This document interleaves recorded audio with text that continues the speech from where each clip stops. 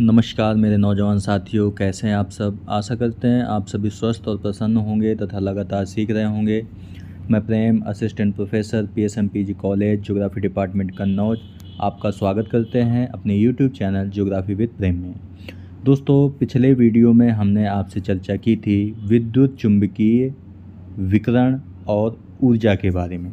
ठीक है, चलिए आज शुरू करते हैं एक और अन्य और महत्वपूर्ण टॉपिक की, जिसका नाम है सुदूर संवेदन की अवस्थाएं एवं प्रक्रियाएं, यानी stages and processes of remote sensing. ठीक है, तो चलिए शुरू करते हैं आज का लेक्चर। दोस्तों, सुदूर संवेदन वह तकनीक है जो धरातलीय तथ्यों के संदर्भ में विस्तृत सूचनाएं दूर से ही अर्जित कर लेती है।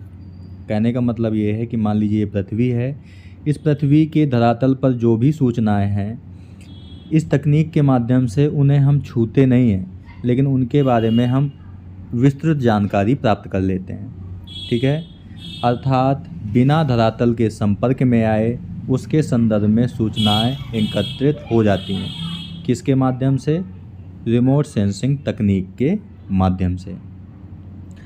और यह प्रक्रिया विद्युत चुंबकीय ऊर्जा पर आधारित है। जो पिछला लेक्चर है वो उसमें आपको बताया है कि विद्युत चुंबकीय ऊर्जा होती क्या है, तो इसी पर आधारित है यह रिमोट सेंसिंग। धरातल को अथवा उस पर स्थित अनेक पदार्थों को वह ऊर्जा सूर्य से मिलती है, यानी धरातल पर जो भी पदार्थ हैं या कोई वस्तु है, उन सबको जो ऊर्जा मिल रही है वो सूर्य से मिल रही है। और कई पदार्थ इस ऊर्जा का कुछ भाग अवशोषित कर लेते हैं एवं कुछ भाग विकिरण करते हैं। इसे ही विद्युत चुंबकीय विकिरण अथवा ऊर्जा कहा जाता है। यानी कहने का मतलब है कि ये मान लीजिए धरातल है आपका, ये आपका सूर्य है, तो सूर्य से जो ऊर्जा आती है उसका कुछ भाग धरातल ऑब्जर्व कर लेता है, या यहाँ पर कोई वस्तु अगर स्थित है तो वो ऑब्जर्व कर लेती है, बाकी भाग वह परिवर्तित कर देती है। तो इसी को हम क्या कहते हैं? विद्युत चुंबकीय विकिरण अथवा ऊर्जा कहते हैं। यहाँ पर इस चित्र के माध्यम से भी आपको समझाने की कोशिश की गई है कि विद्युत चुंबकीय विकिरण क्या है। इनकमिंग सोलर रेडिएशन, यानी कि सूर्य से आने वाला विकिरण, और कुछ भाग ऑब्जर्व होने के बाद परिवर्तित विकिरण, यानी रिफ्लेक्टेड सरफेस। ठीक है, यहाँ पे बादलों से दिखाया गया है रिफ्लेक्टेड क्लाउड्स। ठीक है, तो ये चीज़ें आपको दिखाई दे रही हैं।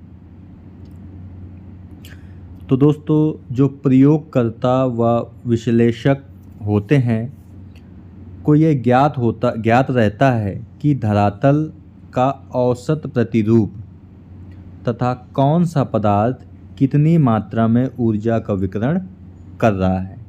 यानी कहने का मतलब है कि सूर्य से जो भी विकिरण आता है और कुछ भाग ऑब्जर्व होने के बाद कुछ भाग परिवर्तित हो जाता है, इसी प्रकार अलग अलग वस्तुएं अलग अलग मात्रा में ऑब्जर्व करती हैं और विकिरण करती हैं।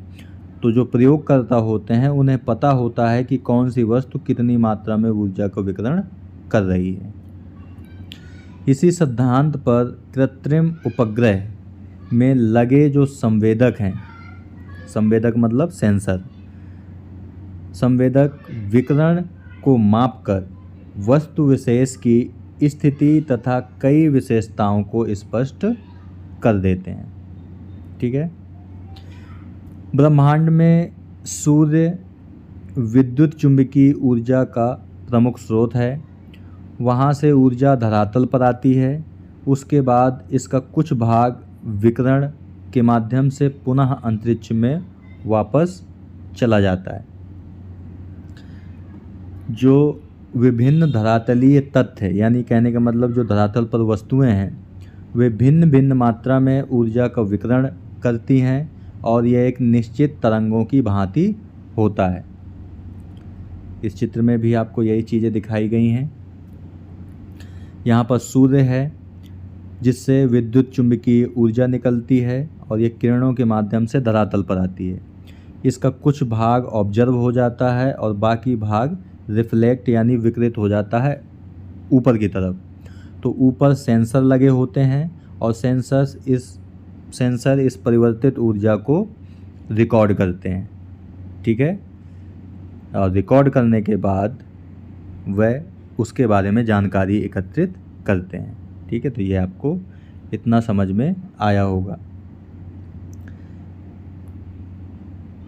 और यहाँ पे हम बता दें दोस्तों कि यह प्रक्रिया जो यहाँ पर दिखाई दे रही है, तो अगर अलग अलग वस्तुएं यहाँ पर रख दी जाएं अगर धरातल पर, तो इनसे जो परिवर्तित यानी विकृत होने वाली जो मात्रा है वो अलग अलग होगी, ठीक है। तो सेंसर इस चीज़ को पकड़ते हैं कि किस वस्तु से कितनी मात्रा विकृत हो रही है, उसी के आधार पर उपयोगकर्ता उसके बारे में जानकारी एकत्रित कर लेते हैं। दोस्तों, जो कई धरातलीय तथ्य यानी कि वस्तुओं से निकलने वाली यानी निश्चित जो विद्युत संकेतक यानी इलेक्ट्रिकल सिग्नल हैं, वे संवेदकों द्वारा अर्जित किए जाते हैं। संग्रहण की यह तकनीक आंकिक होती है, यानी जो विकिरण हो रहा है अलग अलग वस्तुओं से, वे डिजिटल फॉर्म में होता है। किस फॉर्म में होता है? डिजिटल फॉर्म में होता है। और संवेदकों से यह सिग्नल यानी डिजिटल फॉर्म में भूकेंद्रों को प्रेषित कर दिए जाते हैं। भूकेंद्र का मतलब सेंटर बनाए गए होते हैं कुछ, उनमें प्रेषित कर दिए जाते हैं यानी भेज दिए जाते हैं। और भूकेंद्रों में पहुंचकर जहां पर कंप्यूटर के माध्यम से उसका विश्लेषण व मानचित्रण किया जाता है। अतः स्पष्ट है कि सुदूर संवेदन में निम्नलिखित चरण यानी स्टेज शामिल हैं। कौन कौन से शामिल हैं चरण, उन्हें भी देख लेते हैं। सबसे पहले तो विद्युत चुम्बकीय ऊर्जा जो सूर्य पर आधारित है। अब सूर्य से धरातल को ऊर्जा का संप्रेषण, उसके बाद अवशोषण और प्रसार। भू अध्ययन केंद्रों पर कंप्यूटर द्वारा आंकिक रूपों का विश्लेषण और मानचित्रण। धरातल से विद्युत चुम्बकीय ऊर्जा का विकिरण। विकिरण से विद्युत संकेतक का सुदूर संवेदकों द्वारा प्राप्त करना। सुदूर संवेदकों से विद्युत संकेतक का आंकिक रूप में भू अध्ययन केंद्रों को प्रेषण करना और भिन्न भिन्न आंकिक प्रतिक्रियाओं का अध्ययन, नियोजन व प्रबंधन में प्रयोग करना, ठीक है। इसे हम चित्र के माध्यम से भी समझेंगे। अभी आपको ओवरव्यू दिया गया है। तो सुदूर संवेदन की अवस्थाएं यानी स्टेजेस ऑफ रिमोट सेंसिंग को हम देखते हैं।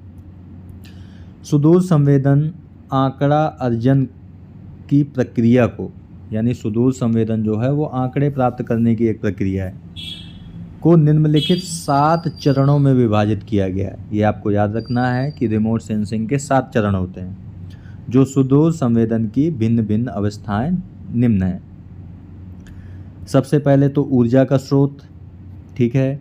इसके बाद ऊर्जा की वायुमंडल के साथ अन्योन्य क्रिया यानी एनर्जी इंटरेक्शन विद एटमॉस्फेयर। इसके बाद ऊर्जा की पृथ्वी के धरातलीय आकृतियों से अन्योन्य क्रिया यानी interaction of energy with earth surface features. इसके बाद ऊर्जा का संवेदक द्वारा अभिलेखन यानी recording of energy by the sensor. इसके बाद है आंकड़ों का संचारण तथा प्रक्रमण यानी डाटा ट्रांसमिशन एंड प्रोसेसिंग।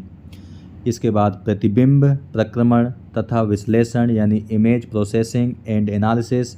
और इसके बाद 7वां नंबर है अनुप्रयोग का, ठीक है। दोस्तों, इस चित्र के माध्यम से यानी इमेज के माध्यम से भी आपको 7 चरण इसके दिखाए गए हैं, जो ABCDEFG तक हैं। एनर्जी सोर्स, इसके बाद रेडिएशन एंड एटमॉस्फेयर। इसके बाद है इंटरेक्शन विद टारगेट आपका कहाँ पे होगा? धरातल पर होगा। Recording of energy by sensor, transmission and reception, interpretation and analysis and application, ठीक है। अब इस चित्र से दोस्तों काफ़ी चीज़ें आपको समझ में आ जाएंगी कि ये जो 7 स्टेज हैं कौन कौन सी हैं। सबसे पहले तो एनर्जी का सोर्स है वो आपका कौन सा है, वो सूर्य है। ठीक है, पहली चीज़। दूसरी चीज़, जब सूर्य से निकलने वाली किरणें धरातल पर यानी पृथ्वी तक पहुँचेंगी, इससे पहले बीच में वायुमंडल भी आता है। ठीक है, तो ये किरणें धरातल पर पहुंचने से पहले वायुमंडल के साथ क्रिया प्रतिक्रिया करती हैं। ठीक है, तो ये दूसरा स्टेज है। इसके बाद ये किरणें धरातल पर आती हैं और धरातल पर स्थित जो वस्तुएं हैं उनके साथ अंतःक्रिया करती हैं यानी क्रिया प्रतिक्रिया करती हैं। इसके बाद यही तरंगें परिवर्तित होती हैं, जो विकिरण है यानी रेडिएशन होता है इनका, और यह सेंसर तक पहुंचती हैं। ठीक है, सेंसर आपके वायुयानों में लगे होते हैं, हेलीकॉप्टर्स में लगे होते हैं, रॉकेट हैं, उपग्रह हैं, उनमें लगे होते हैं, तो सेंसर तक पहुंचते हैं। अब सेंसर तक पहुंचने के बाद ये जो सेंसर लगे होते हैं, ये जो डाटा कलेक्शन होता है किस फॉर्म में, डिजिटल फॉर्म में यानी अंकीय फॉर्म में जो कलेक्शन होता है उसे प्रोसेसिंग स्टेशन तक भेज देते हैं। ठीक है, अब प्रोसेसिंग स्टेशन तक भेजने के बाद इस डाटा को एनालिसिस करने के लिए यानी कंप्यूटरों से एनालिसिस करने के लिए भेज दिया जाता है, और एनालिसिस करने के बाद यानी विश्लेषण करने के बाद इसके बाद इस आंकड़ों का एप्लीकेशन यानी कि प्रयोग किया जाता है। तो ये आपका रिमोट सेंसिंग के प्रोसेस या स्टेजेस हैं। ठीक है, तो अब तक आपको समझ में आ गया होगा इसके स्टेजेस। अब हम एक एक करके इन्हें देख भी लेते हैं।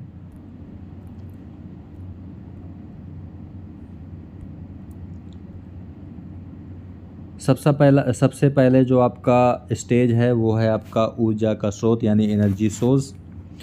तो सुदूर संवेदन यानी रिमोट सेंसिंग में जो मूलभूत आवश्यकता है वो ऊर्जा स्रोत की है। ठीक है, जो कि इच्छित लक्ष्यों को प्रकाश युक्त करता है।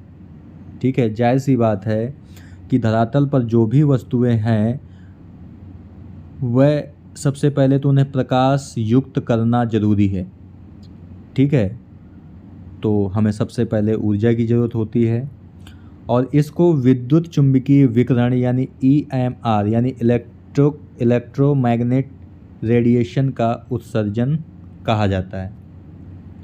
रिमोट सेंसिंग के 2 मुख्य प्रकार होते हैं जिन्हें सिग्नल के स्रोत के अनुसार वर्गीकृत किया गया है। तो रिमोट सेंसिंग कितने प्रकार की होती है, 2 प्रकार की, और किसके आधार पर, सिग्नल के स्रोत के अनुसार वर्गीकृत किया जाता है, जिसका उपयोग वे वस्तु का पता लगाने के लिए करते हैं। तो सबसे पहला है सक्रिय रिमोट सेंसिंग और यानी कि एक्टिव, और दूसरा है निष्क्रिय यानी कि पैसिव। तो सबसे पहले सक्रिय रिमोट सेंसिंग को देख लेते हैं। सक्रिय रिमोट सेंसिंग, इसमें उपकरण उत्सर्जन या प्रकाश के अपने स्वयं के स्रोत के साथ काम करते हैं, जैसे कृत्रिम प्रकाश। ठीक है, यानी कहने का मतलब है कि सेंसर जिस उपकरण में लगाए जाते हैं, एक्टिव यानी कि सक्रिय रिमोट सेंसिंग में वह उपकरण स्वयं प्रकाश उत्पन्न करते हैं, तो आपका एक्टिव रिमोट सेंसिंग है। इसके बाद है निष्क्रिय रिमोट सेंसिंग, इसमें उपकरण परावर्तित स्रोत पर निर्भर रहते हैं, जैसे सूर्य ऊर्जा पर। यानी कि ऐसे उपकरण जो सूर्य ऊर्जा पर निर्भर रहते हैं उन्हें हम निष्क्रिय रिमोट सेंसिंग कहते हैं। ठीक है, इस चित्र में आपको स्पष्ट हो जाएगा।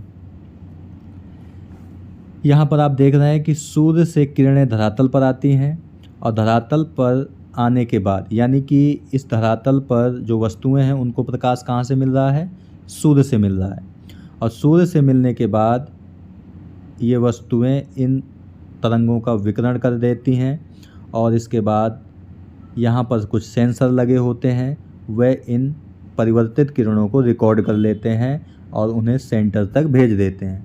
तो ये आपकी कौन सी है, ये है आपकी पैसिव रिमोट सेंसिंग। ठीक है, इसके बाद है active remote sensing. Active remote sensing में जो उपकरण है वह पहले प्रकाश छोड़ता है। ठीक है, और ये प्रकाश धरातल पर पहुंचने के बाद धरातल की वस्तुओं से टकराता है और टकराने के बाद पुनः इसका विकिरण होता है यानी कि परिवर्तित हो जाता है और इसी परिवर्तित प्रकाश को इस उपकरण में लगे जो सेंसर हैं वो रिकॉर्ड करते हैं और रिकॉर्ड करने के बाद उसे सेंटर पर भेज देते हैं। तो ये है आपकी एक्टिव रिमोट सेंसिंग और ये है आपकी पैसिव रिमोट सेंसिंग। तो अब आप समझ गए होंगे।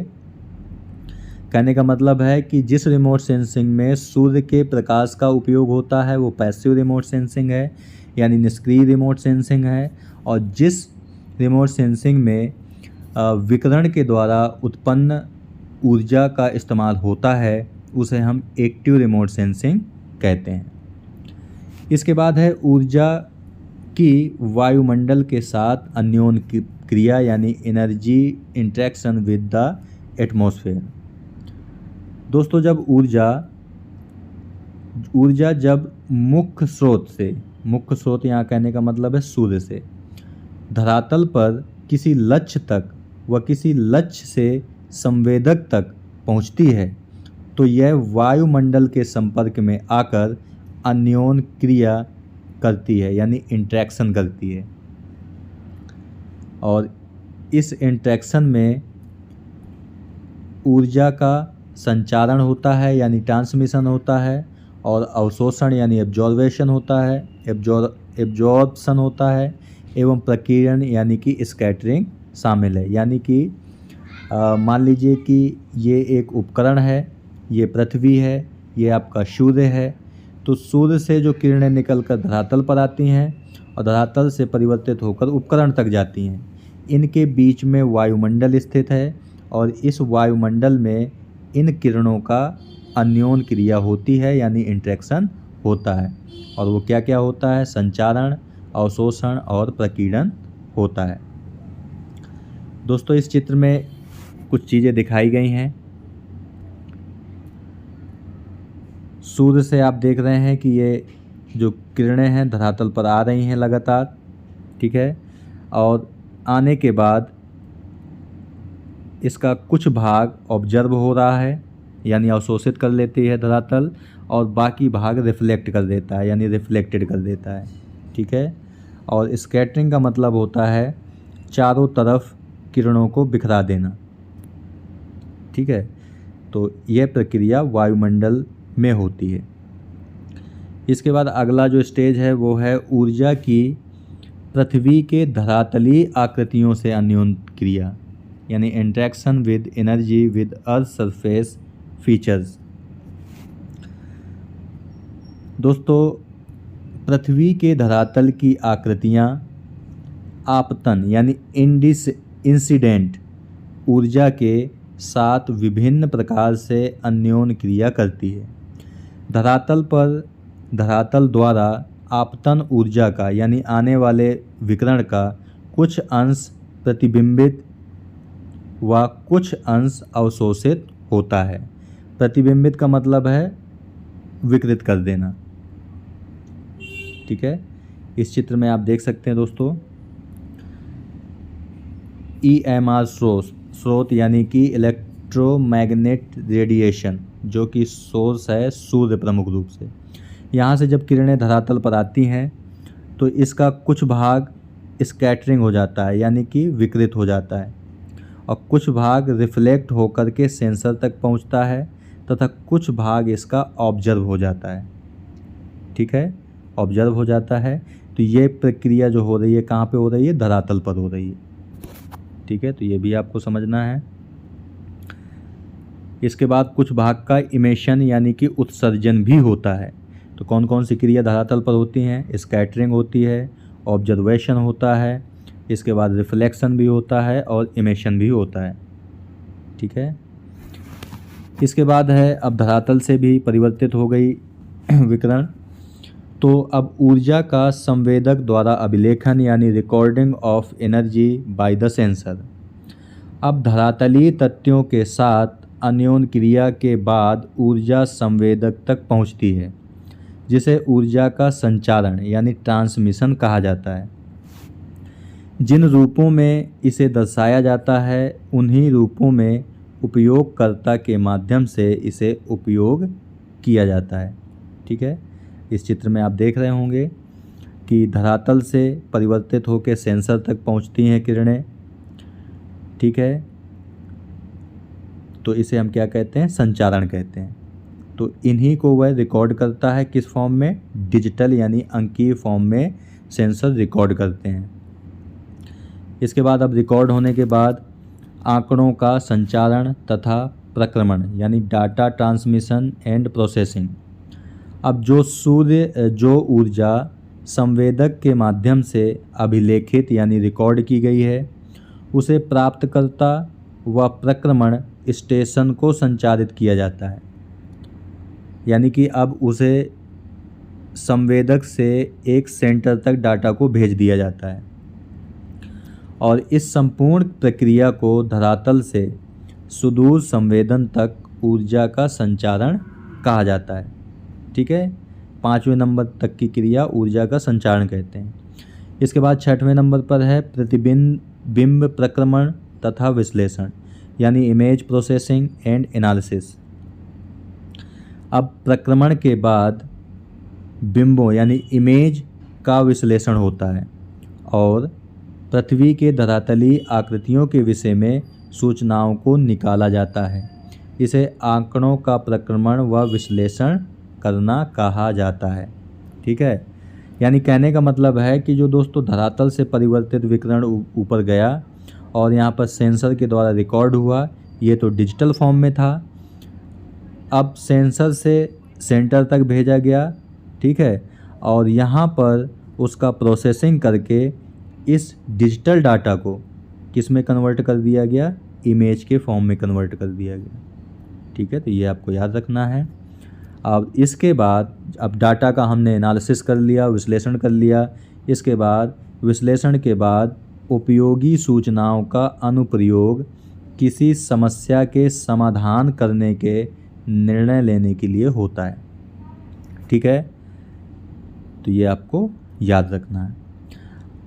अतः हम कह सकते हैं कि सुदूर संवेदन एक अंतर विषयी विज्ञान है जिसमें विभिन्न विषयों जैसे ऑप्टिक्स, फोटोग्राफी, कंप्यूटर, इलेक्ट्रॉनिक्स, दूरसंचार यानी टेलीकम्युनिकेशन एवं उपग्रही प्रक्षेपण यानी सैटेलाइट लॉन्चिंग का समावेश होता है।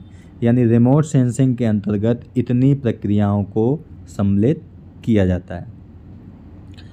इसके बाद है सुदूर संवेदन की प्रक्रियाएं यानी कि प्रोसेस ऑफ रिमोट सेंसिंग। सुदूर संवेदन तकनीक के माध्यम से पृथ्वी के धरातल से सूचनाओं को संग्रहित करने व विद्युत चुंबकीय आंकड़ों का विश्लेषण करने हेतु मुख्य रूप से 2 प्रक्रियाओं से गुजरना पड़ता है। कौन कौन सी प्रक्रियाएं हैं? पहला तो है आंकड़े अर्जित करना यानी कि डाटा इक्वेशन। सबसे पहले संवेदक के माध्यम से पृथ्वी अथवा पृथ्वी के किसी भाग को अथवा किसी वस्तु के संबंध में विद्युत चुंबकीय विकिरण द्वारा सेंसर्स अंकीय रूप में यानी डिजिटल रूप में संग्रहित करते हैं। ठीक है। दूसरा, इन अंकीय आंकड़ों की मदद से प्रतिबिंब यानी कि इमेज तैयार किए जाते हैं जिन्हें चित्रीय यानी पिक्टोरल रूप भी कहा जाता है। यानी कि धरातल से डिजिटल रूप में डाटा प्राप्त होता है और इसे पिक्टोरल यानी चित्रीय रूप में परिवर्तित किया जाता है। टी.एम. लिलिंसेड एवं R.W. काइफर ने आंकड़ा अर्जित करने की प्रक्रिया को 5 रूपों में वर्गीकृत किया है। सबसे पहले तो ऊर्जा का स्रोत जो कि प्रमुख रूप से सूर्य है। इसके बाद है वायुमंडल द्वारा संचरण यानी कि interaction, propagation through the atmosphere. इसके बाद है पृथ्वी के धरातलीय आकृतियों के साथ अन्योन्य क्रिया। और इसके बाद है वायुमंडल द्वारा पुनः संचारण यानी कि रिट्रांसमिशन थ्रू द एटमॉस्फेयर। और इसके बाद है संवेदन प्रणालियाँ यानी कि सेंसिंग सिस्टम। दोस्तों, आपने पृथ्वी के ऊष्मा बजट के बारे में पढ़ा होगा, उसको ही इस चित्र के माध्यम से आपको समझाने की कोशिश की गई है। तो सूर्य से मान लीजिए ये सूर्य है, ये पृथ्वी है, बीच में आपका वायुमंडल है, ठीक है। तो सूर्य से जो किरणें चलती हैं वह वायुमंडल के ऊपरी भाग में जब आती हैं तो इसे हम 100 यूनिट मान लेते हैं कि 100 यूनिट वायुमंडल के ऊपरी भाग को प्राप्त हो रही हैं, ठीक है। Short wave solar radiation, total solar radiation 100% यानी 100 इकाई मान लेते हैं।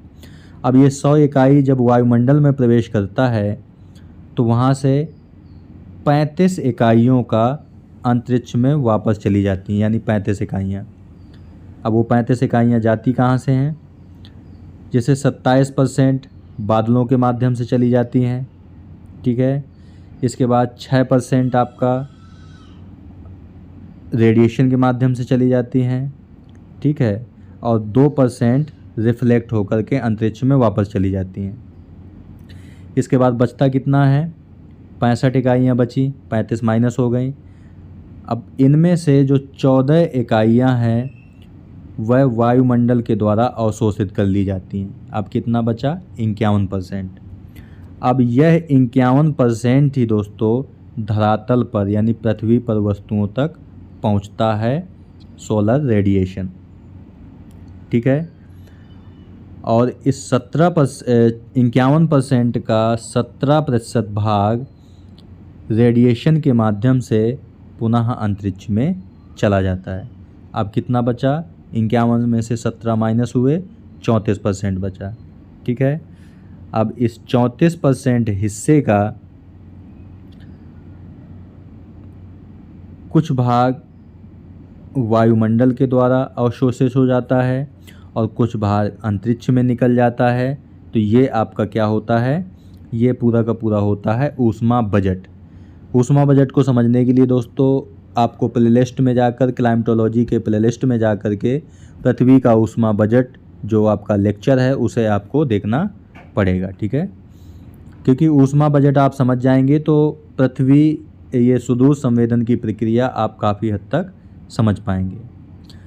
इसके बाद है रिमोट सेंसिंग प्रोसेसिंग के अंतर्गत जो अगला सेक्शन है वो है डाटा का यानी आंकड़ा विश्लेषण। सुदूर संवेदन की दूसरी प्रक्रिया आंकड़ों का विश्लेषण करना है। अंतरिक्ष आधारित संवेदकों के माध्यम से जो अंकीय आंकड़े प्राप्त किए जाते हैं उन्हें कंप्यूटर की मदद से प्रतिबिंब यानी इमेज में कन्वर्ट किया जाता है, जिन्हें आंकड़ा उत्पाद यानी डाटा प्रोडक्ट कहते हैं। यानी अंकीय आंकड़ों से प्रतिबिंब बनाना आपका आंकड़ा उत्पाद कहा जाता है। और ये उत्पाद किसी भी दृश्य क्षेत्र के यानी विजुअल एरियाज के समस्त विवरणों को व्यक्त करते हैं। इन विवरणों को पहचानने तथा इनके संदर्भ में महत्वपूर्ण जानकारी ग्रहण करने व किसी निर्णय तक पहुंचने की प्रक्रिया को आंकड़ा विश्लेषण कहा जाता है, ठीक है। और इसके लिए पर्याप्त अनुभव, अभ्यास, ज्ञान व श्रम की ज़रूरत होती है। आंकड़ा उत्पादों को भी दो वर्गों में विभाजित किया जाता है। एक तो उपग्रहीय प्रतिबिंब यानी सैटेलाइट इमेजरीज और वायु फोटोचित्र यानी एरियल फोटोग्राफ्स। वायु फोटोचित्रों के विश्लेषण हेतु स्टीरियोस्कोप इत्यादि उपकरणों की ज़रूरत होती है।